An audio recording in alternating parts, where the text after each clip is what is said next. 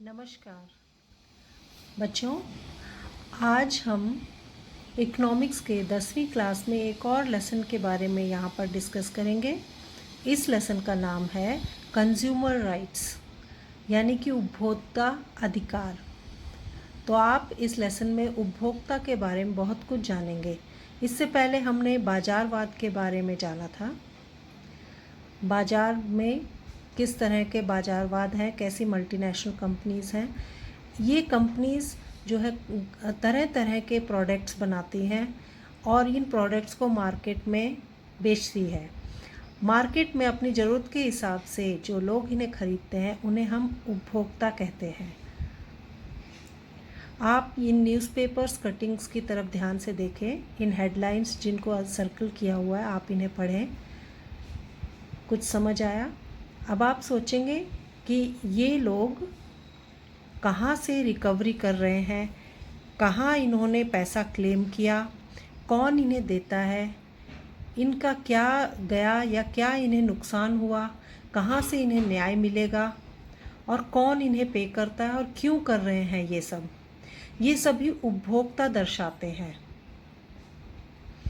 अब यहाँ पर हमें फिर वही समझना पड़ेगा कि बाजारवाद में प्रोड्यूसर और कंज्यूमर, यानी कि उत्पादक और उपभोक्ता। उत्पादक सामान को बाजार में बेचता है और उपभोक्ता उन्हें खरीदकर अपने ज़रूरत के मुताबिक अपने जीवन यापन करता है। तो इसमें रूल और रेगुलेशन बहुत ज़रूरी है। रूल रेगुलेशन यानी कि नियम और कानून, यह क्यों ज़रूरी है इन दोनों के लिए? ये इसलिए ज़रूरी है ताकि विकास सही तरीके से हो और विकास को प्रोत्साहन मिले, देश में विकास हो, समाज का विकास हो और एक उपभोक्ता का विकास हो।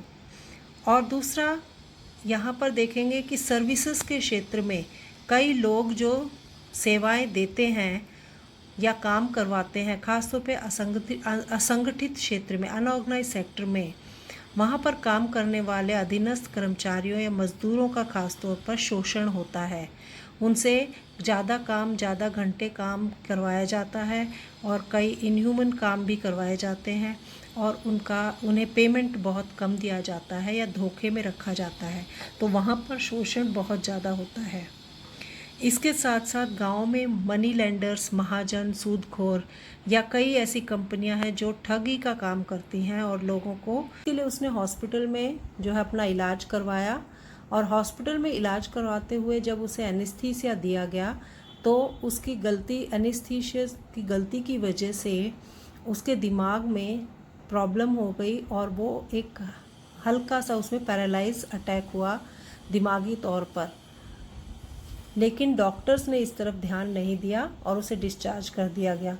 उसके पिता को इसमें जब आपत्ति हुई तो उन्होंने कंज्यूमर फोरम में ये केस डाला और कोर्ट ने उन्हें जो है हॉस्पिटल को निर्दोष साबित किया, उनका क्लेम गलत साबित किया। उन्होंने फिर राष्ट्रीय उपभोक्ता फोरम में अपना केस डाला और वहाँ उन्हें मुआवजा मिला 5 लाख का और ये सही माना गया कि डॉक्टरों ने ये लापरवाही की है। तो इस तरह ये उसका राइट बनता है उपभोक्ता की सुरक्षा का कि कोई भी सेवाएं जब वो ले रहा है या कोई संस्था उसे सेवाएं दे रही है तो उसकी सुरक्षा का पूरा ध्यान रखे। अगला जो पॉइंट वो है वस्तुओं और सेवाओं की जानकारी।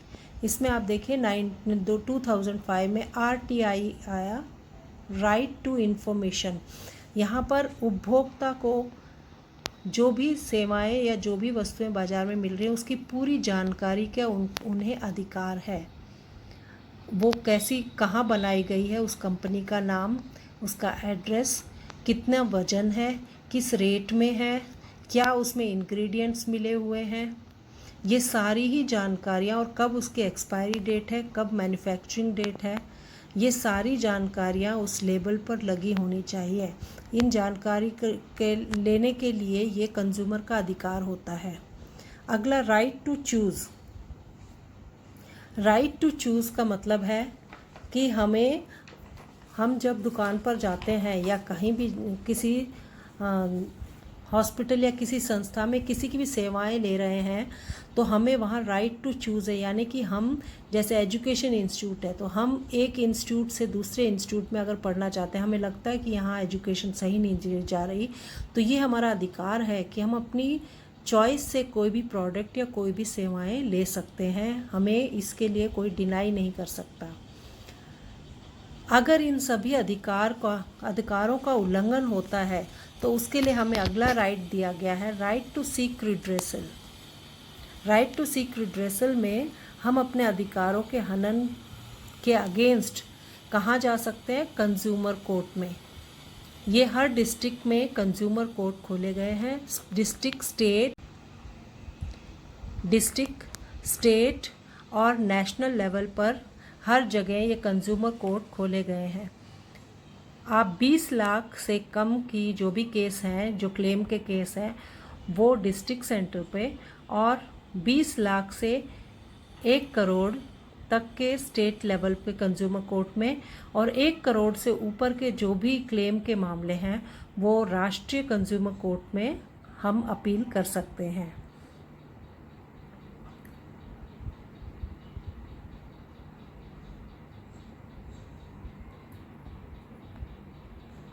अब हम देखते हैं कि एक जागरूक उपभोक्ता है, उसके क्या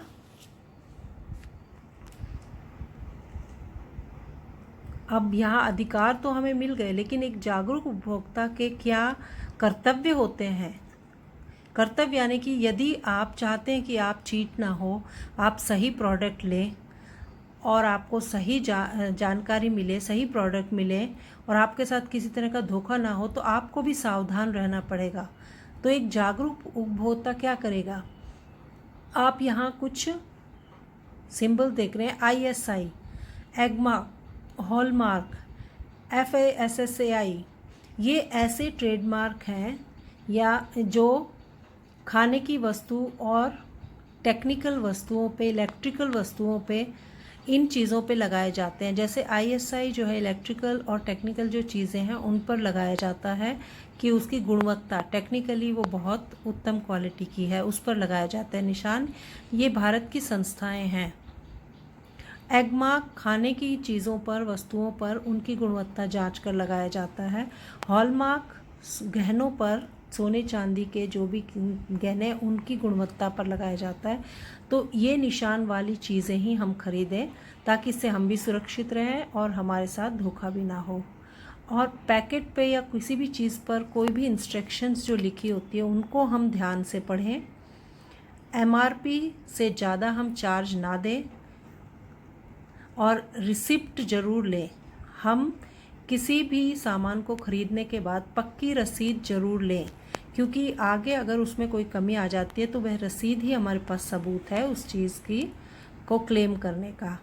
और इन चीज़ों में अगला है जो पॉइंट है वो है नो कॉम्प्रोमाइज़। इन चीज़ों के लिए हमें किसी तरह का कोई कॉम्प्रोमाइज़ नहीं करना चाहिए। अब आप यहाँ देखिए कि कुछ वस्तुएं हैं जिनको हम दिखाते हैं।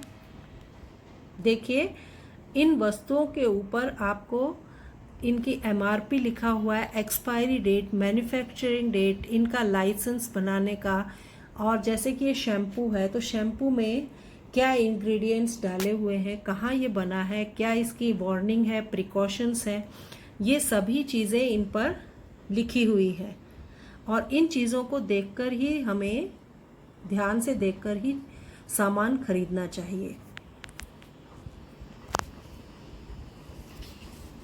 और सबसे अहम और सबसे ज़रूरी बात हमारे पास है कि हमें खुद जागरूक रहना पड़ेगा। जागो ग्राहक जागो। धन्यवाद।